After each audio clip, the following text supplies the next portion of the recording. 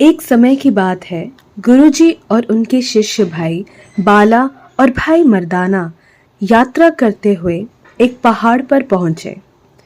पहाड़ पर एक नगर बसा हुआ था। उस नगर का नाम देवगंधार था और उसके राजा का नाम देवरूप।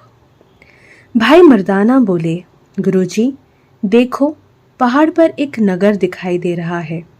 क्यों ना हम लोग वहीं जाकर कुछ देर आराम कर लें? गुरुजी मुस्कुराए और बोले, मर्दाना, तुम्हारा मन शहर में ही लगता है। गुरुजी, क्या आपको हम पर तरस नहीं आता? हमने 3 दिनों से कुछ नहीं खाया और आप मजाक कर रहे हैं। गुरुजी भाई बाला की तरफ देखकर बोले, भाई बाला, क्या तुम्हें भी भूख लगी है? नहीं गुरुजी, मगर मर्दाना सही है। फिर गुरुजी ने बताया, मर्दाने, ये नगर कोदर राक्षस नगर की तरह है। यहाँ पर भी कढ़ाई में इंसान को गरम तेल में तलकर खाया जाता है। मर्दाना ने यह बात सुनकर नगर में जाने से साफ इनकार कर दिया। बोले, मैं शहर में कभी नहीं जाऊंगा।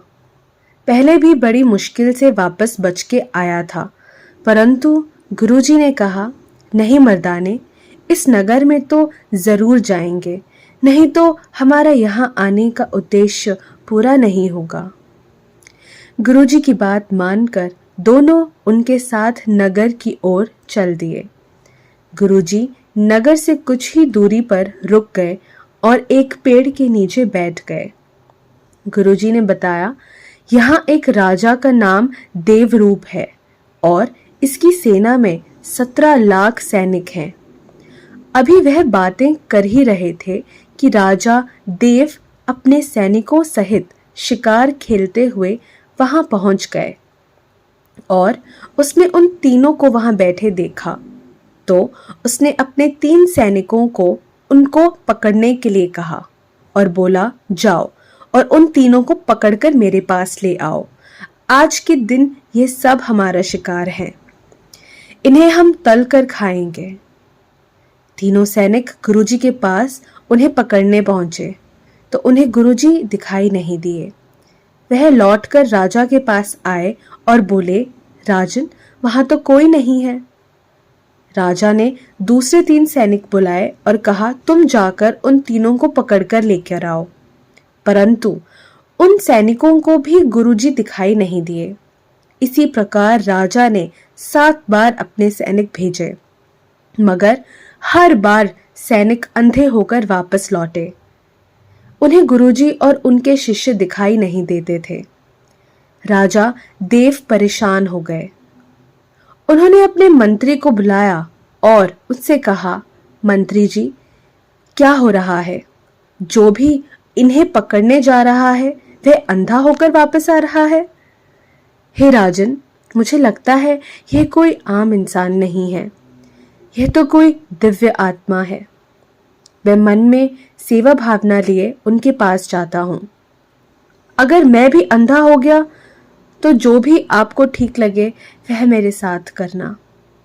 मंत्री में मैं शुद्ध विचारों के साथ गुरुजी के पास गया और उन्हें प्रणाम किया। वह अंधा नहीं हुआ।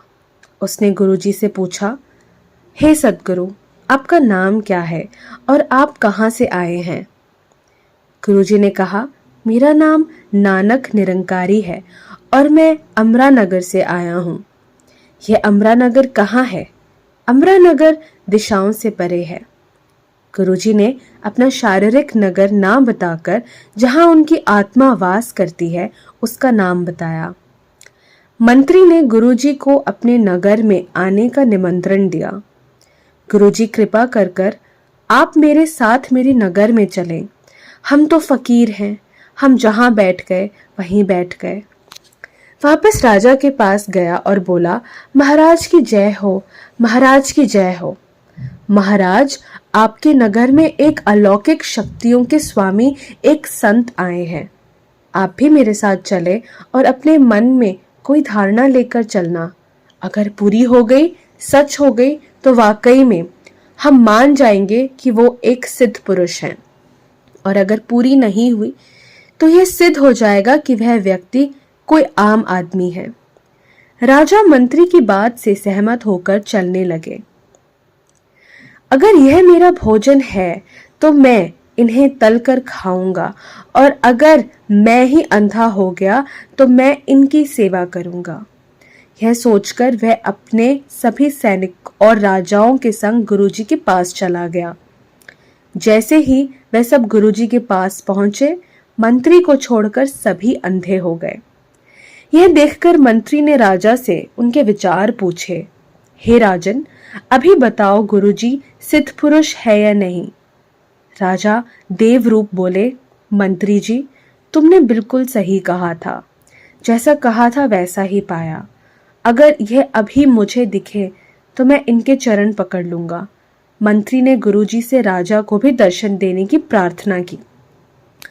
क्यों राजा देवरूप, तुम अपनी आंखें खोलकर क्यों नहीं देख लेते?